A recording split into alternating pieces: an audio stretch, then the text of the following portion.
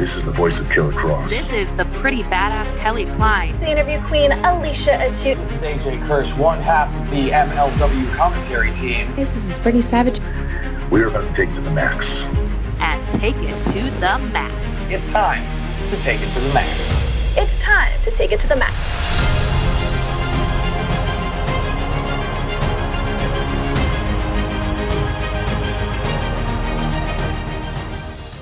Hello, ladies and gentlemen, and welcome to another edition of the Max Wrestling Podcast, Beyond the Max / On the Mic with Mike. I am your host, Mike Larkin, and joining to me today is the man behind the CEO of Shane Taylor Promotions, the baddest of all time, one of my favorites going today, Mr. Shane Taylor. Shane, it's a pleasure to have you on the show. Thank you for having me. Appreciate that. You're very welcome. First and foremost, I got to say something. As a young 13-year-old kid watching Ring of Honor, my first ever event for Ring of Honor was Sports Plus on Long Island, New York, watching Jay Lethal take on Loki. I'm talking about Homicide and Colt Cabana, Bryan Danielson and James Gibson for the Ring of Honor title. And to see where we are now with people like yourself, I got to say, it's a great evolution from Ring of Honor. You know what I'm saying? And you are absolutely killing it. I got to give you much love and respect. Hey, man, thank you for that. It's absolutely incredible, like you mentioned, to see the growth, the ability to for Ring of Honor to sort of just reload every single year. You know what I mean? Every time a crop of talent like that leaves, and there's no really replacing guys like that, but to see other guys step up, other guys come in and sort of year after year after year, ROH really never lose a step is great to see. And we're just going to keep continuing to do that. I got to say this, what's funny about it, like I mentioned Jay Lethal, around this time period in 2005, he was the Pure Champion. Now we got guys like Jonathan Gresham in the Pure Championship. Also, I kind of equated to when I first saw you because I'm watching yourself and the Limitless One himself, Mr. Keith Lee. I see y'all come in. I see what you're doing with War Machine, Hanson and Rowe. And I'm just like, God dang, the versatility, your size, your stature, and the way y'all moved, I got to say that was some of the crisp work. And that is one of my favorite tag team feuds in Ring of Honor. Thank you, man. It was really satisfying for us because not only did we go out there with two guys that we know and trust, you know what I mean, but there wasn't a lot of expectation for us, right? People were overlooking us. That is the last thing you want to do with all four of us. You know what I mean? Me personally, those who know me know I work best when I have a chip on my shoulder. So for people to give me that was a plus, you know what I mean? And then of course you're in there with three guys that you respect. And so everybody wants to bring their A+ game because no one wants to be the weak link in the match and let anybody down. So you get four very determined, very talented, very hungry individuals. And we went and we go out there and stole the show when nobody thought we could. So that was great. I look at it from my standpoint, like as a youngin, just watching, like I mentioned, the evolution of Ring of Honor. Then I see people like yourself and Keith come in. This is where I equate you two as well, because whether you're a team or whether you're singles, like your singles run, you're doing the damn thing in Ring of Honor. He's doing his thing in WWE. I think whether you're together or you're apart, I think you two have that something special, that little spark about you that I really do watch. And like you so eloquently put, Shane, the chip on your shoulder, and it shows in both of your respective works. Oh, for sure. That's because we are sort of like a yin and yang to each other, right? Now, we do have a lot of similarities when it comes to mentality, right? Both of us want to push ourselves to the absolute limit. Both of us want to be the best. Keith is a little calmer than I am. I'm a little more volatile than he is. But that's what made the tag team great, and that's what makes our friendship great because we sort of balance each other out in that way. I know what to say to get him motivated. He knows what to say to get me motivated, which isn't much. You know what I mean? Like, all he's got to say is, he said that he was better than you, right? Oh, word? All right. Like, you know what I mean? And then we're off and rolling. But yeah, that's a special guy there. And I'm so proud of all the stuff he's doing. Hey, look at it like this, because you're talking about your temper and talking about old word. Look at it like this. There was a famous man in wrestling, and God rest his soul. I'm talking about the late, great Eddie Guerrero. He had that Latino heat. So, I mean, if he had that heat, he had that spark and had that attitude. I mean, it shows within your work as well. But it's a good thing, though. It's passion. Thank you. And, anytime you're mentioned in any sort of sentence with a legend like that, it's high praise. But yeah, man, like it's and in today's world, it's all about perspective too, right? That same passion can be seen as a bonus, as a plus for 99 people, right? But that one person's going to take it as a negative, and that's going to be the story, right? So for me, I'm glad that it comes out as passion, as something positive, because that's what I want. You know, I am very passionate, and I believe very much in the things that I do, the things that I say, and why I do and say them. So to me, it's all a positive. That's what I like about you too, is because I'm going to say this right now, and I think you can agree with me with this sentiment. Shane, when it comes to yourself, you know your worth, you know what's up, and you know how you want to portray yourself and how you want to go into not just a match, but your overall persona. And I think that really is what's just the spark about you, and that really exemplifies you as a whole. And that's also one of the things that draws a person like myself, and as a fan and the viewer perspective to yourself, because it just shows with your work and your overall personality, and I think that shines through.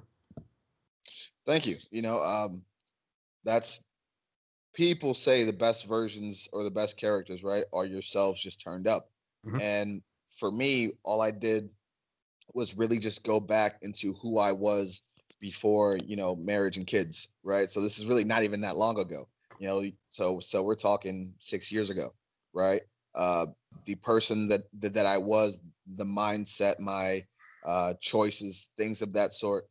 Um, I wasn't the calmest person, you know what I mean? So it's transitioning from being that guy into being the businessman, the family man, but still keeping all of those goals the same. Agreed. And I mean, you've talked about your upbringing before in many previous interviews as well. I look at it from a standpoint like I'm just a kid. I'm going to tell you right now, as a kid growing up in the suburbs of Long Island, East Essex, New York, right? It's a nice neighborhood, but I also look at it because everybody has this type of neighborhood.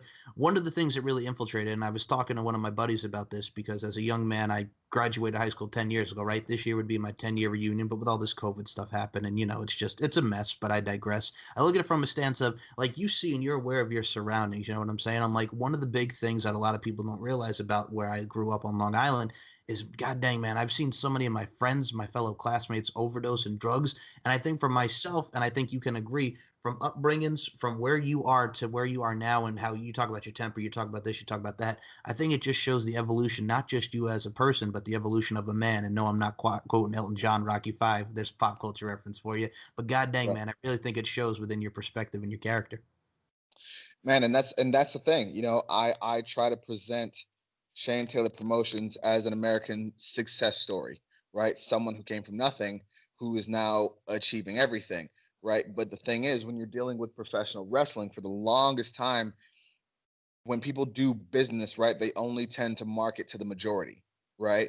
Uh, and that's a decent business outlook because you want to cast the widest net possible, right? But for me, I was always the little guy growing up, so I never want to forget about that person, right? So my strategy was, well, I want to be able to tell that story too. So let me tell the same story you're telling, but from their perspective, because there's so many fans, especially when you talk about the African American community, that wrestling companies forget about. They forget, like, you have black fans too. You know what I mean? And they don't want to see the same characters. They don't want to see the same stereotypes. They don't want to see the same stories. They want to be able to see something different, and especially in today's world, they want to be able to see something positive. They're bombarded with negative imagery about themselves and our culture, in movies, music, everything. But wrestling is supposed to be that escape. Wrestling is supposed to be that dream, right? Cool. Then let's show them something positive. Let's show them, you know, uh, a lot of the things that they want to see, not only in themselves but in their communities. Let's show them that, and that's what Shane Taylor Promotions is all about.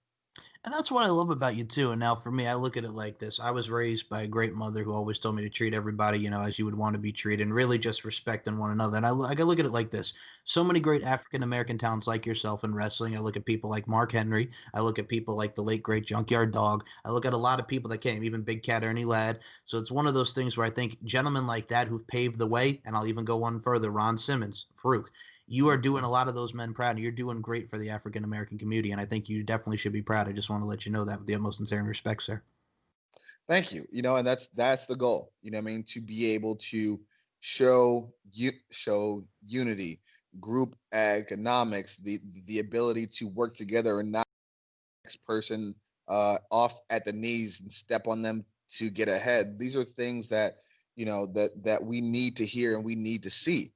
You know what I mean? And so the ability of me and my guys to show this and showcase this, especially because it's what we really feel and believe, that makes it even better, right? And we want to entertain everybody and have everybody be able to relate to what we're doing, because everybody can understand, not having your hard work valued, or not being the hand-picked favorite, especially when you're coming from poor backgrounds. Like, people can understand and relate to overcoming the odds, doing the things that people told you that you couldn't and shouldn't do, right? And so that's what we want people to relate to. And at the same time, we know who we are, and we know what our jobs are, right? And we know that we were those kids watching TV, watching wrestling, waiting to see somebody like us do this stuff. And so that's what we're trying to do, is influence our peers, make our elders proud, and influence that next generation to say, oh, okay, this is an option. I can do this. I also look at it from a stance of, and I'm going to make a hip hop reference. I think for me, when I look at yourself, I'm going to name two infamous and pretty much famous roles in the hip hop community. You're kind of like Ice Cube and Crazy Bone. Until we rich, you got your mind right, you got your grind right, you got to keep going. But you also kind of got that swag about you where you're like Nas and Puff Daddy. You can hate me now, but I won't stop now. Is that a relative statement in a way with how you portray yourself? Because you got a little bit of that flavor and swag about you, Shane. Listen, that's probably the perfect way to put it. I'm a guy who tells the truth, right? And if you come from where I'm from, and my mindset, you're going to agree with me, and I'll probably be your favorite wrestler. If you don't have that mindset and you have no idea what I'm talking about, I could come off as abrasive, brash, maybe even arrogant. But at the same time, I don't give a shit. You know what I mean? So that could rub folks the wrong way as well. And either way, my mindset is this: you can pay to see me win, great, or you can pay to see me lose, that's fine. But either way, you're paying. But more than likely, I'm probably going to beat your favorite wrestler up. So it is what it is. Just enjoy the ride. Oh, of course. And I think that's what a lot of people in this life we take. We take that ride. And sometimes it may be bumpy along the way, but god dang, there's the finish line. And I think you've hit that finish line. And like you were also eloquently talking about, people like, you go on, you watch your wrestlers, you watch some of your favorite wrestlers on TV, and they say, hey, they look like me. I can do this. You look at guys like Mick Foley on that feud with The Rock back in '99 when he becomes a WWE champion. You look at guys like the American Dream, Dusty Rhodes, God rest his soul, have that body type, have that little look about them that you're like, okay, it's not the typical wrestler look, but god dang, man, if they could do it, I could do it. So there's a lot of inspirations from legendary standpoints to now that I think you're also equating with people that were born in the 2000s, mid 2000s, that you're really inspiring and encouraging, and having people have that outlook about professional wrestling that really transpires. And that's what we're trying to do, man. All of this is about inspiring and progress, right? Yeah, there are these misnomers and this sort of stereotype on what people feel and think a champion looks like, or feel and think what a star looks like. And you could be 6'4", jacked with abs, and all that is great. That's fantastic. That doesn't make you a better fighter. It just doesn't. That doesn't make you more talented. You know what I mean? It may make the ladies drool more. That's great. You know what I mean? But that doesn't make you the best. And I think Ring of Honor has a proven track record of having champions that didn't fit that mold, that didn't fit that corporate image, that fit that rebellious sort of mentality when it came to, look, it doesn't matter what you look like. Can you be the best?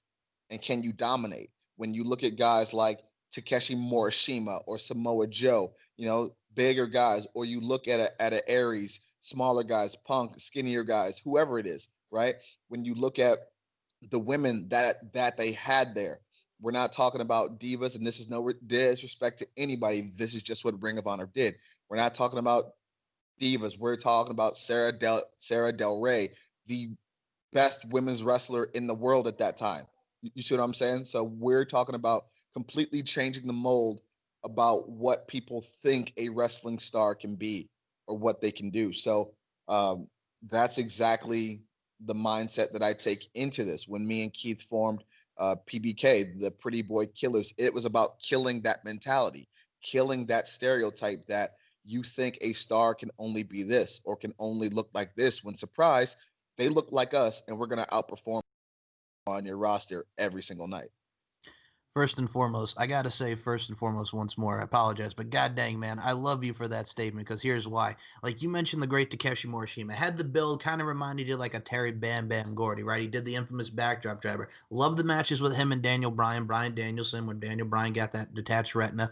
Dude was a hoss. Dude could work, and he was a beast. And like you mentioned, so many great champions and people like Sarah Del Rey. Like, when I was a kid, and I told this, I know you were just on her show, Sassy Steffi, right? I said, look, you have girls like yourself on the independent circuit, right? You got girls that are actually given time to put in the work. And as I said, I love Trish Stratus, Lita, and Mickie James and all these talents at the time. But god dang, man, when you're just reduced to 4 minutes, it's like, and then I see Shimmer and matches with Sarah Del Rey. I remember watching Sarah Del Rey and Daisy Hayes do their thing at Sports Plus on Long Island. I remember seeing girls like Rain come in, and so many girls. You give them the time to showcase themselves, and Sarah Del Rey being the badass that she is, doing her thing now, coaching with the WWE.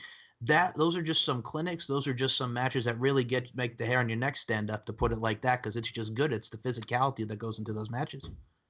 Right. And you can tell not only her greatness from the matches that she's put on, but look at who she's inspired now. You talked about her coaching. Look at who she's been able to mold, right, and put in front of the world. Now some of the best wrestlers on the planet, right? We've seen what Bayley and Sasha and Charlotte and all these women have done. And so that's a direct credit to her mentality, and the ability for her to break that mold and have that rebellious, independent attitude, and pass that along to the generations after her. And going to the women's division for a second, because you were talking about Ring of Honor encompassing that too, tying in with Sarah Del Rey, like, god dang, man, you mentioned the coaching, like with the many talents that we've seen for the women's division in WWE, but you look at the talents that have come from the Mae Young Classic that we've seen in Shimmer, and we have Serena Deeb now doing her thing as far as NWA, AEW, that whole tie-in there. But dude, you also look at people like Shimmer, you look at companies like that, you see the international growth with people in ICW, a whole nine from the UK standpoint. Then you also see what the women's division has done for Women of Honor and the champions that we've seen from Japan and the Stardom promotion. Like, those collabs, those relationships really encompasses and introduces the world to a lot of great talent that we've never seen, and it's absolutely wonderful and a breath of fresh air to see a lot of these new crops come in. Man, you said it all, and that's what it is, man. The platform, the time, and the opportunity. People, when you have a message or you're trying to prove a point, a lot of people can be very stuck to their old ways and very standoffish when it comes to the sport. But that just goes to show, when you have people who are dedicated to proving something, and you give them the opportunity to do so, look at how much success they can have. That's just proof in the pudding. 100%. I got to say this before, since you were also talking about, you could be big and jack, whatever, that's great. But, in a fight, I'm going to say it to you like this. I'm going to make a video game comparison. You could be big and jack and swole as hell, but man, at the end of Mike Tyson's Punch Out, once you get to Mike Tyson, it's over, to make a video game reference. Going back to Mike Tyson Punch Out, if I could take it back to the 80s for a second. Listen, hey, the latest example of that, Anthony Joshua, one of my favorite boxers in the world. You can look like him. That's fantastic. But you're going to run into a cat like Andy Ruiz at some point. And you see what I'm saying? It's not a guarantee you're about to walk through this dude. Don't overlook me. Don't think I'm not going to be a star, because you do. I'm going to put you on your ass. And you know what I mean? Like, that's just the truth of it. It's the old, it may be cliche, but it's very apropos in a lot of circumstances. The bigger they are, the harder they fall, right? I mean, yeah, and people say that, and I always talk about, well, no one finishes that or asks the other side of the question. What if they don't fall? True. You know what I mean? Okay. Then you're just out there. You know what I mean? But if if you can do it, then yeah, you know what I mean. But man, it's just it gets frustrating at times because you want to be the best, and it's always frustrating when you feel like there's a cap on your greatness, and trying to break through that and shatter that glass ceiling. It is what I've always been about. I gotta say, talk about greatness. I'm gonna put on that word here. As a kid growing up on Long Island, New York, I mentioned Sports Plus, Lake Grove, Long Island, watching Ring of Honor. There's the Hammerstein Ballroom. There's many different wrestling events from the Nassau Coliseum, and this is where I take it to you, sir. ROH, Madison Square Garden, G1 Supercard. Man, you were doing your thing with Bully Ray, the New York Street Fight. We have Mark Haskins up in there, Flip Gordon, Juice Robinson. I gotta ask you because I loved watching it on pay-per-view. Being to get into the mecca that is Madison Square Garden for Ring of Honor, that is huge, and I love that show. Man, it was awesome. I actually want to credit Bully Ray for that, because he pulled some strings and was able to make that happen for me. So shouts out to him. But yeah, I mean, you can't really get any better than being able to say I'm one of the few, probably, thousand of people that have been able to perform in Madison Square Garden. I mean, that's incredible. Also got to look at it from this, besides the fact that the match was badass and brutal, and I really enjoyed the work and the storytelling that you guys encompassed in that bout. I look at it like this: from a kid growing up on Long Island watching Ring of Honor, this will take people back when they worked the Deer Park Community Center in like 2005, 2006, very briefly, because Sports Plus was closing, right? And I'm like, God dang, this building is hot. And I mean, a lot of people can attest to that with some indie promotions that they've been to. To see it come from that, Shane, to see where y'all are doing with Madison Square Garden, you have no idea how happy I was just to see it. Not just, I know you guys for the performance, but from a fan perspective, because a lot of people, we've seen TNA, Impact Wrestling do their stuff on Long Island. We've seen WWE, we've seen along with New York, but we have not seen to that level with Ring of Honor. I know you guys, ever since its inception, 2002, to when you came in, it's full circle for Ring of Honor. Absolutely. And that's just a testament to, the hard work of guys like Kerry Silken and the pioneers that helped pave the way, but also the new generation of management that we have. When you're talking about guys like Joe Koff and Greg Gilliland, guys that are really putting this on their back, and the crop of talent that we have now that want bigger and better things. So we're trying to grow it, and we're trying to make it happen for our fans, of course, but for ourselves to be able to carry on those traditions and those legacies of the guys that came before us. Also look at it from a stance too. Like for me, you also get the nice mix of here's some Ring of Honor over here, here's some New Japan. Like you got a lot of great Japanese talents from Kazuchika Okada was on that card. I'm talking about the Switchblade Jay White. It was a nice mix for people as well, because I've always said this and I've always enjoyed Japanese wrestling, whether it be the UK Japanese, and we talked about earlier that international showcase. Those guys stepped it up as well, so we had a nice little balance on that card. Oh, for sure. And there's nothing that we like more than giving our fans that change of style and that variety. So having them there, putting on the excellent matches that they did, was just a plus. Also, I'm going to say this about you, and we're going to come up to current stuff. We're going to shoot the breeze here on some pro wrestling. But you, sir, Soldiers of Savagery, I got to say, one of the baddest things, and I love that as well. Besides even Shane Taylor Promotions, I'm talking about Soldiers of Savagery. That is a nice unit with yourself and those guys. Those guys are killing it, whether it be from Jasper, whether it be from Moses, whether yourself. That is a nice little unit, and I really enjoy that stuff. I mean, that's why I got them, man. You know what I mean? They were at the ROH Dojo just looking for a chance. I'm a person that, not only sees talent, but I like to think about the future, right? Like, how can I mold these guys, see what they do, like-minded individuals, intelligent guys, college-educated guys, guys that have a sense of self, have a sense of community. I can take guys like that, and we can change the world, right? They say that a general is only as good as the soldiers who are willing to fight for him, right? And when you've got soldiers like that, that makes me 5-star. I got to say, first and foremost, because you put over the ROH Dojo and those guys looking for an opportunity. Those guys are amazing. I've seen girls like Stella Gray, who have done their thing in Women of Honor, come from the ROH Dojo. I'm glad that you mentioned that, because I think one of the best schools out there is the Ring of Honor Dojo, and you got to give much love to Cheeseburger as well. I mean, you got to. You mean, and you just said it all right there.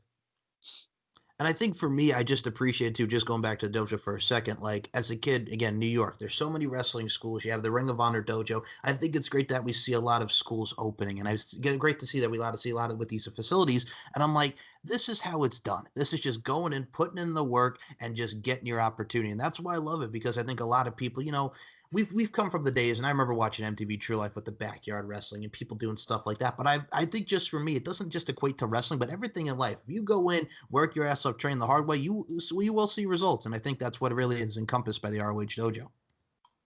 Yeah, that's the mold that they set. That's the program that they have their guys and girls in, and that's the role that they play, and that's what we do.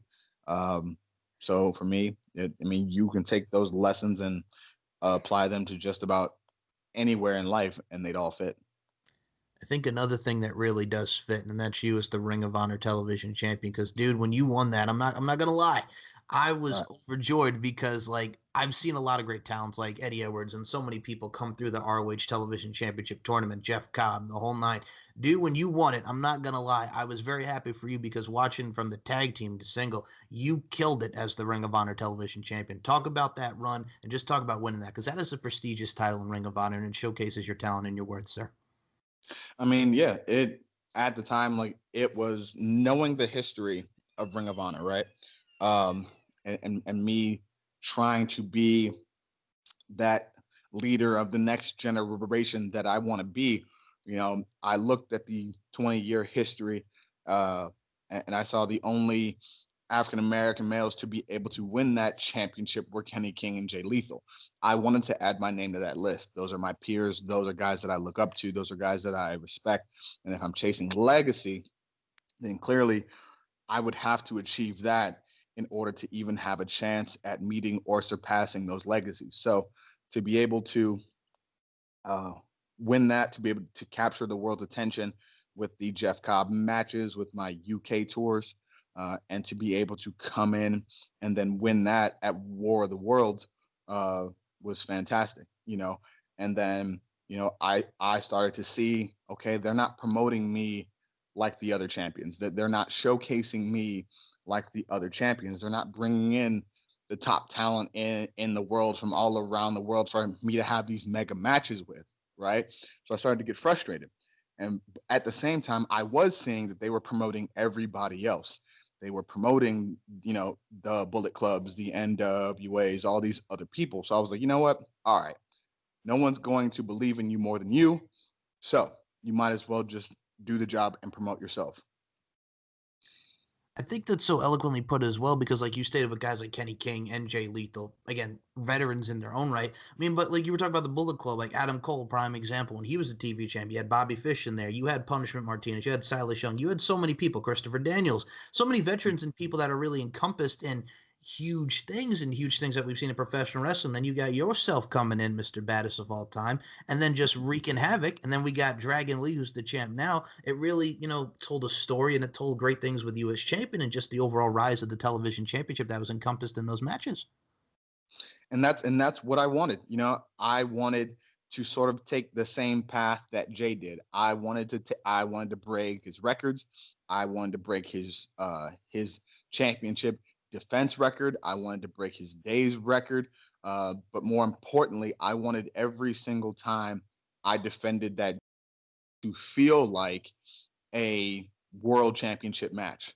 I wanted that to be the fight that people went home talking about. I wanted those matches to be the ones that stole the show every single time, and sort of challenge, just the way Jay did, the level at which people saw the TV title and the world title. Because for me, my thing was, in order to be the best, you've got to be in there with the baddest. You know what I mean? And if the baddest has this chance, that makes this one the one to have. So that's the mindset that I took into every match. And I feel like with every single championship defense, no matter who it was against, we went out there and we proved that. I got to say this as well. You did mention Jay Lethal there as someone a veteran as he is. I got to say, I don't know if it's me, but it's the little nuances. It's the little things that he does that's so crisp, not just in the ring. Like from watching his tenure in Ring of Honor the first go round, and then, as the champ, House of Truth. Like when he was doing the stuff in TNA with Ric Flair, talking about, his mom's got a tear in his eye from Elizabeth, New Jersey. Like that just stuff is so moving, and he really has the way to just capture and incorporate, not just from the in-ring style, but just his promos, man. Like every time Jay spoke, you could feel it, and it's just something that you really can go into, and that's and I think you can agree with me that you love about Jay Lethal. I mean, because he speaks from the heart. Yep. So when you have a guy like that who still is reserved, but that comes out when he speaks and that comes out in his performances, you can't help but be sort of captivated by that. And I think we both share that sentiment when it comes to what we do in ring and expressing that. I think the difference between the two of us is our personalities outside of it. He is more reserved. He is less combative. I'm not. You know what I mean? If Jay, is faced with the problem, he'll figure out a way to get past the problem. I go through the problem. You know what I mean? The shortest distance between 2 points is a straight line. That's my personality. So we sort of mirror but differ in those ways. And Mr. Taylor, I'm going to say the word for you since you have not said it. So pretty much what Shane Taylor is saying here, people, is he likes to mollywop through people. There you go. I said it for you. You like the mollywop at times there, Mr. Shane? That is a great word. That is a great word that I picked up in my time in Pennsylvania and PA. That's the only time I've heard it, and it just stuck. Mollywop is the word. Hey, man, I'll be honest with you. As a New Yorker on Long Island, I may have been through some Bay Shore, Long Island time, and friends who went to school like 10 minutes from me, and they would say mollywop, and I'm like, okay, that's the word. I don't even know why, but it's just so cool when it just comes out. It flows right off the tongue, mollywop. Instead of beaten, battered, bloodied, or what have you, mollywop. Okay. It's self-explanatory in a way with its meaning. Go ahead. Listen, it encapsulates it perfectly, right? And you're like, damn, he got mollywopped. In your head, you already have an image of what getting mollywopped looks like. And you're like, damn, all right. Like, if someone you could say someone got beat, and you're like, yeah, but they could have just won. They, could have just lost. It could have been close. When you say they got mollywopped, you're like, damn, that's definitive. You know what I mean? Yes, and it kind of reminds me of, all right, this is again my youth coming in and just my nerdiness. When you would play NBA Ballers, and one of the things that they would say when they were talking about going to the net, Duncan the Pumpkin. That's what that is. It's Duncan the Pumpkin is what it is. You remember old NBA Ballers Phenom with Chauncey on the cover and Stephon Marbury? I did. I don't. I remember playing, what was it though? Had the dude with the fro. It was like NBA Street or something like that. NBA Street, yeah. NBA Jam. Yeah. It had Bonafide and the other dude with the fro, and they were just like those games were fun for sure. But yeah, I mean, it's the same thing. It's just that impactfulness. You know what I mean? Oh, I agree. And I mean, we'll slide off of video games in a second, but just to go off topic, god dang, when you had NBA Ballers and NBA Ballers feeling like the story was rags to riches, and then you can unlock people like Shaq and Earl the Pearl Monroe. Oh, that's times, people. That's 2005, 2006 right there. But yeah, those video games. Anyway, back to wrestling. We were talking about a lot of great things with what you're doing with Ring of Honor in your tenure. We've seen a lot of great things unfold. Speaking of great things that are unfolding, Mr. Shane Taylor, EC3, I got to say, the back and forth between you two has been absolutely amazing. Now, EC3, when he was Derek Bateman in the WWE, Chicks in America, he's on NXT's with Daniel Bryan. Then he gets the haircut that we all know, love as EC3, has the one match with Big E on NXT. Then he's gone from WWE. Then we see his run in TNA Total Nonstop Action Wrestling as Dixie Carter's nephew, the whole nine. It's just encapsulates and captures really what we see with Ethan Carter III as the character and the wrestler. He's doing the thing where he's controlling his narrative. He's over here in Impact with Moose, and now he's over here in ROH with you. I gotta say, the evolution of that man from character-wise and how he's grown over the years, I cannot wait to see what keeps going with y'all.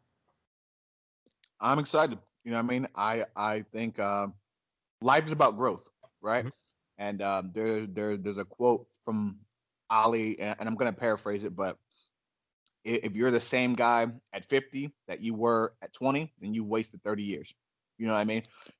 So to see his growth from when I knew him when I was first getting started, to see the evolution that he's gone through, to see what he's doing now and finding himself, I think, a bit more, is great to see.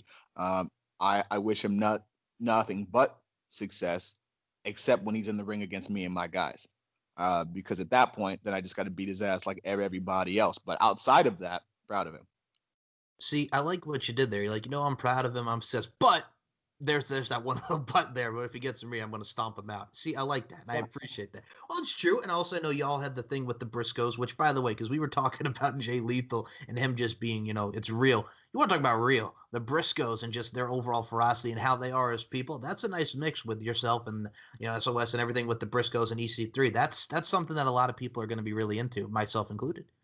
Man, when the contract got signed, I was excited because obviously Ring of Honor is coming fresh off the Pure tournament, and for the last few months, people have seen Pure Wrestling, and it's fantastic. But I saw this as a chance to sort of give people something different, and with the 6 of us in that ring, there weren't going to be a lot of wrist locks exchanged in that match. It was going to be the best against the baddest. We're going to see who goes in there, throws bombs, and who's still standing at the end of this. And that's exactly what it was. And anytime you're in there with the Briscoes, they are so physical, they're so intense, and they're going to bring the best out of you, or they're going to run you over. Those are the choices that you have. You either rise to the occasion or you drown. And me and my guys, we're not about to drown. I look at it from a stance of like, you rock the mic and you rock it in ring. So I'm just like, everything that's been built to that, it's just great storytelling. And like you mentioned, like the Pure Championship, I would mention Jonathan Gresham, great pure wrestling. But, sometimes you got to add that mix of like, we mentioned Mollywood, but the nice thing of just the brawl aspect too. And I think that's what encompasses a lot of the Briscoes matches. Like you mentioned, it's the ferocity, great wrestlers, but god dang, when it's time to brawl and, nut up, it's great stuff. And I think that really just shows the storytelling that you guys are telling. Man, but that's what I mean about giving our fans different styles and more variety, right? A lot of people, myself included, right? When you look at like boxing, I love watching Floyd Mayweather fight. The slick defense, the ability to score, to hit and not be hit, the pure sweet science, the technique of boxing, right? That's fantastic. But at the same time, going in there, round 1, 10 seconds in, and knocking somebody on his ass and putting his lights out is also very entertaining. You know what I mean? So I like to do a bit of everything. Obviously, I'm looking to put everybody's teeth out of their mouth, right?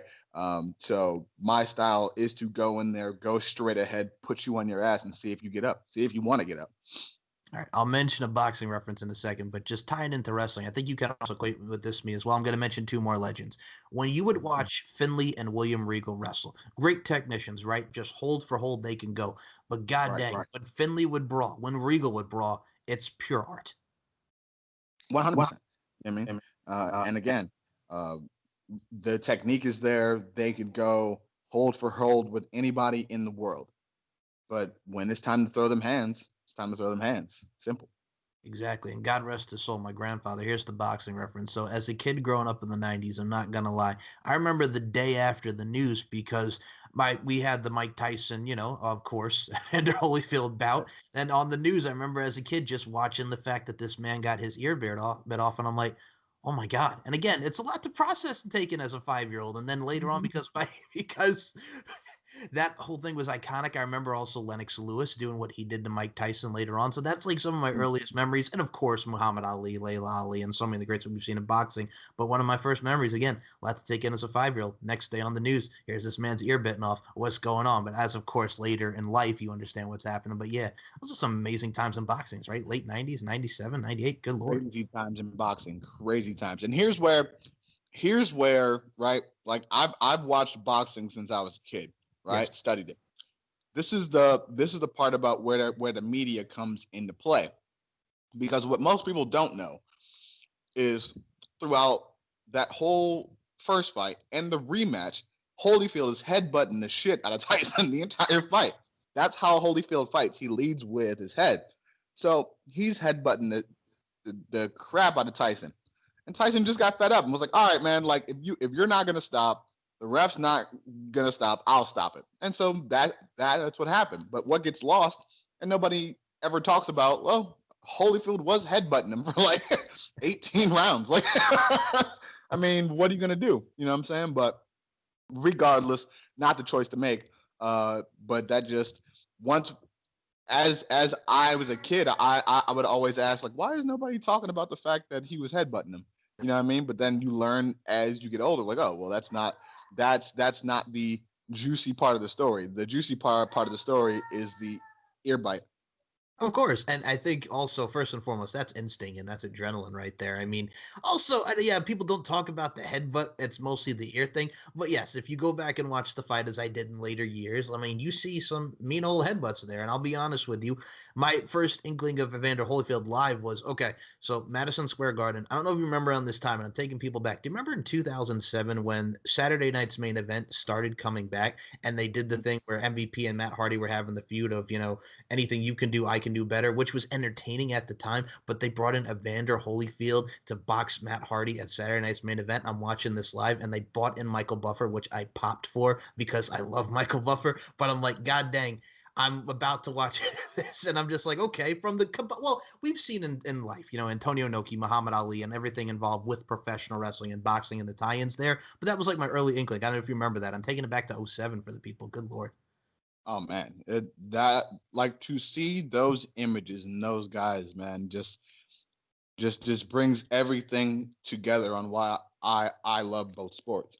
Mm-hmm. And you gotta love when you get to make those moments like that.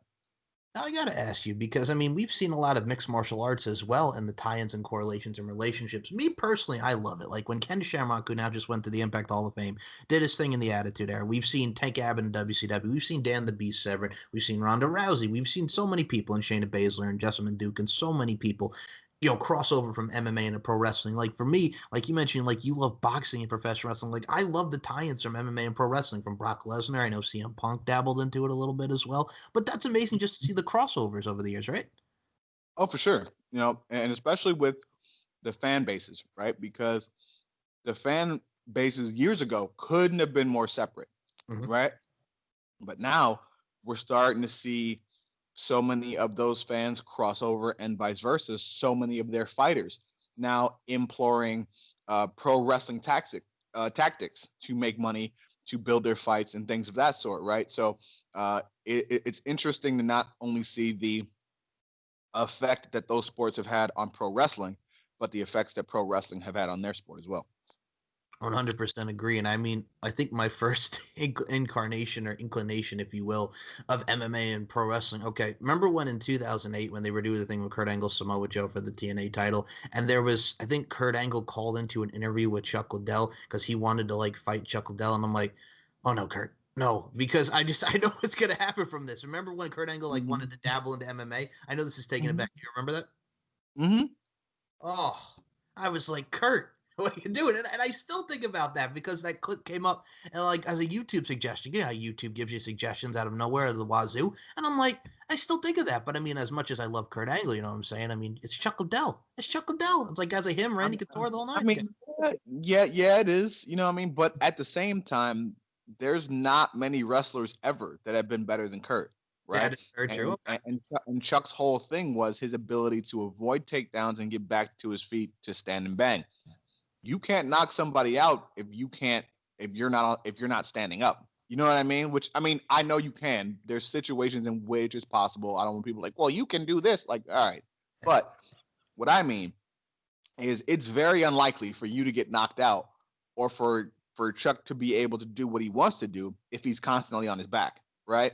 Sure. And I don't know about you, but I feel as though I'd be safe putting money on Kurt Angle out wrestling Chuck Liddell. You know what I mean? I agree with you on the wrestling. Absolutely. Right. Absolutely. So, I mean, you can teach Kurt to strike close distance. You can teach him submissions. you can put him in a situation where, you know, if he can get close and he can get that shot and keep Chuck down, he's got a shot at beating him. So, I mean, it's not out of the realm of possibility that Kurt wins that fight. I was about to ask Brock Lesnar about Kurt Angle taking him down. Ask Brock Lesnar about that. Man, right? So, and at that time, you're talking about a Brock that was 300, 315, jacked to the gill. And now you're going into a 205 Chuck Liddell. Please. All right. Listen, that's tough, bro. You know what I mean? I feel you. Wisdom right there. Courtesy of Shane Taylor. Wisdom. I love it. Oh my goodness. Now, Shane, I got to say this to you about it much as well. When we talk about professional wrestling, because this is what I just want to talk about as overall. Isn't it amazing? Because from the 90s, you know, we've had the Monday Night Wars. We've seen WWF, WCW, ECW inclined in there as well. But from the mid 2000s with, you know, WWE and then Ring of Honor on the rise and TNA. And now we have companies like AEW, MLW, NWA, everything being produced on YouTube with these contents and everything. Isn't it just amazing just to see the variety that we have now in professional wrestling, just professional wrestling and the growth that we see in 2020? It is, man. You know, and that's the best part, right? Because there's so many options, which means there's so many avenues for the performers to make money, for fans to be able to see their favorite performers and support the stuff that they like. My thing is there's so much stuff out there. Concentrate on the stuff you like. Mm-hmm. Concentrate on the stuff you like. Support that. There's no need to bash any other person or any other company, right? If you don't like them, don't watch. Turn the channel. Go watch what you want to watch. You know what I mean? But like the negativity about it, you know what I mean? Like you hear quotes like, nobody hates wrestling more than wrestling fans. And it's like, man, like for people who say they love this so much, there's an awful lot of bullshit and complaining and like tearing other people down in the sport that you're supposed to love, right? So support what there's a million options now. Support who you like. Watch what you like. And if you don't like it, don't watch. First and foremost, you actually took the words right out of my mouth, because even in the social media aspect with the bullshit, because I see people on Twitter, Facebook, or what have you, argue about the Wednesday, well, they call it the Wednesday Night Wars with AEW and NXT, but I look at it like this. If you like NXT, watch NXT. If you like AEW, watch AEW. There's so much stuff out there, and also at the end of the day, we're professional wrestling fans. Just enjoy it for the art that it is. Just enjoy it, because there's too many people that want to just bicker and say one company's better than the other. I'm like, at the end of the day, we're professional wrestling fans, and there's so many outlets and avenues. Let's just enjoy it for what it is, you know?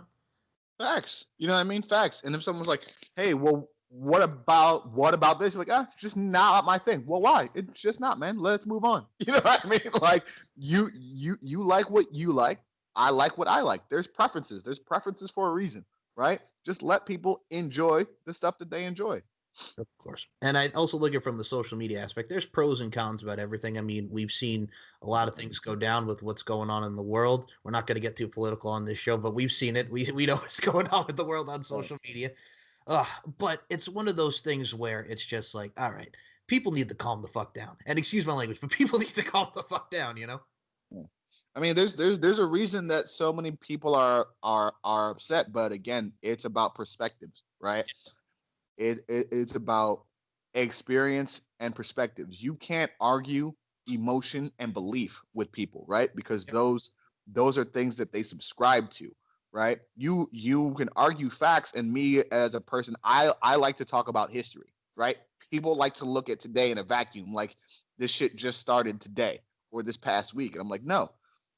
The actions we took from this era transferred to this era, and then actions in that era compounded with those and got us to this era, and then this era is now why this is happening, right? But so many people who don't have those experiences or have that knowledge or have the empathy or the care to go back that far and understand these things don't want to hear it. So now you're faced with, you know, groups arguing over emotion and over their beliefs as opposed to, you know, as opposed to reality and facts. And so no one's ever going to win that argument, right? But man, it's just now, you know, things are changing, and now more than ever, we have to realize that we're in this shit together, man. Like we have to be. If not, You know what I mean? It's not going to be good for anybody. I got to say this first and foremost, since you also did talk about history. I think I messaged you. I'm like, dude, this is why I love you, because you always put like facts into everything, and I can tell you're passionate about the world and just everything that goes on to it. So I got to give you much respect and props for that, because I do love your passion for history and everything. So much love to you on that, Shane. But just to go back to what you were saying, I'm like, God dang, man, you know what it is? People don't realize like things that happen now, like it all correlates and tie-ins, if you will. It's kind of like they added like, oh, here's a magic wand, poof, it just happened. It's like, no, actually, fact check and look at some shit and look and go back. You know what I'm saying? Just watch how everything evolves, so to speak, if that makes sense. 100%, which is why it's so frustrating when people are like, you can't live in the past. I'm like, the past is where this shit started. I was like, if it wasn't for this bullshit, we wouldn't be in this situation. Like, that's why this shit happened. And the inability to address it then is why these problems continue. You know what I mean? And we can correlate that to wrestling, right? Same with the imagery, right? So you can have, you know, and especially in today's world of what have you done for me lately, right? Yes. People want to be able to put a character on TV and have them immediately have the fans immediately relate and understand that character day one, right?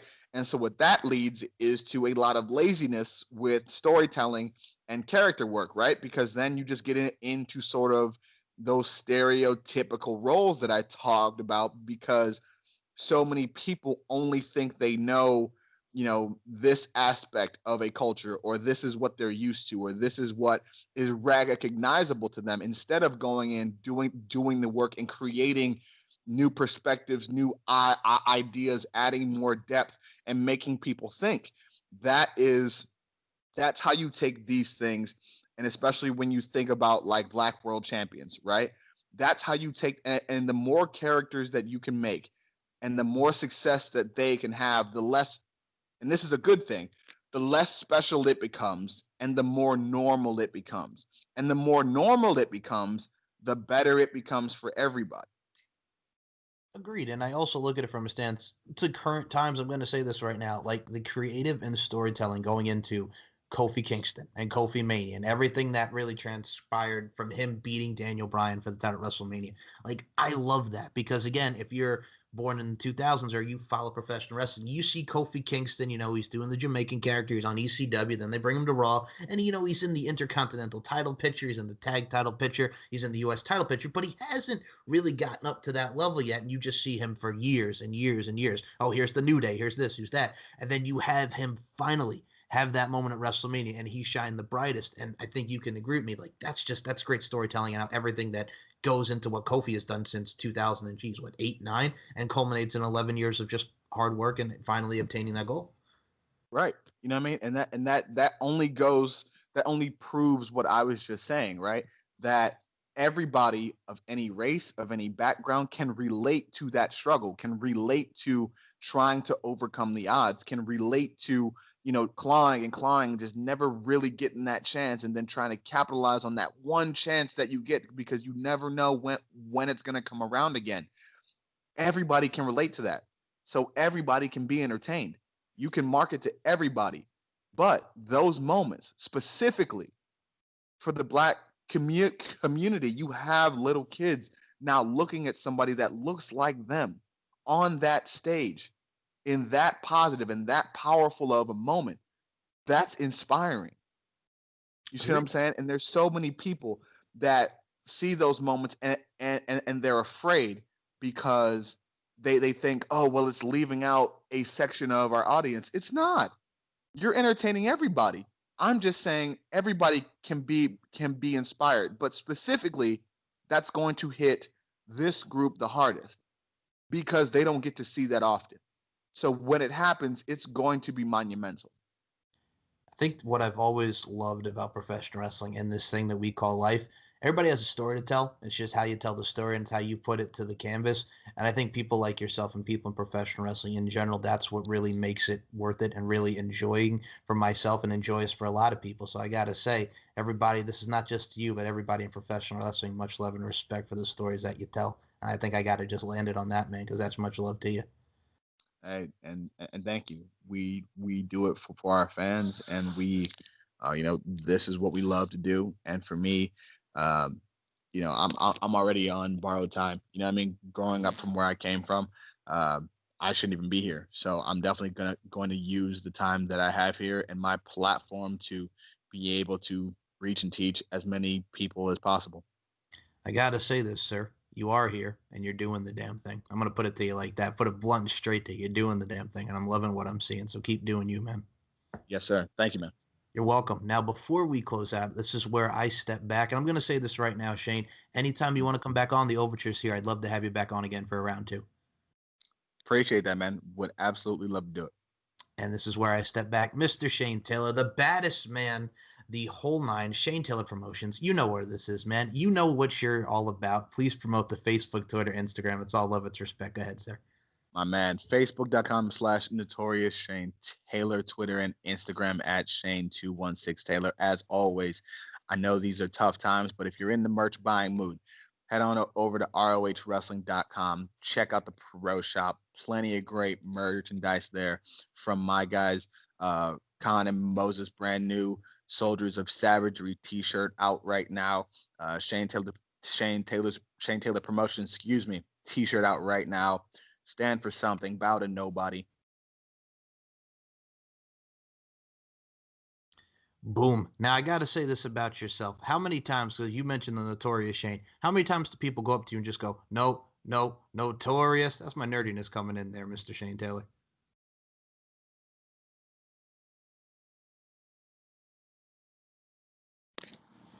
Hello? Oh.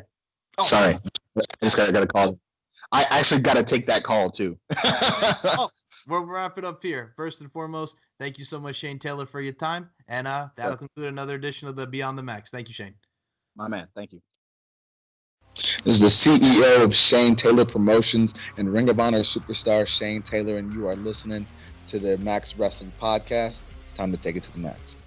The thing that he does so well is he puts a smile on everybody's face. Your show. We are going to steal the show. I guess it's time for a new order. Have you seen Max Wrestling? I will show you the light. We're talking about me. We're talking about the podcast machine. Your boy, Moses Marquez. Same day, new era. We are the best at this. Max Wrestling Podcast every single Thursday. Go to maxwrestlinguk.weebly.com for more information.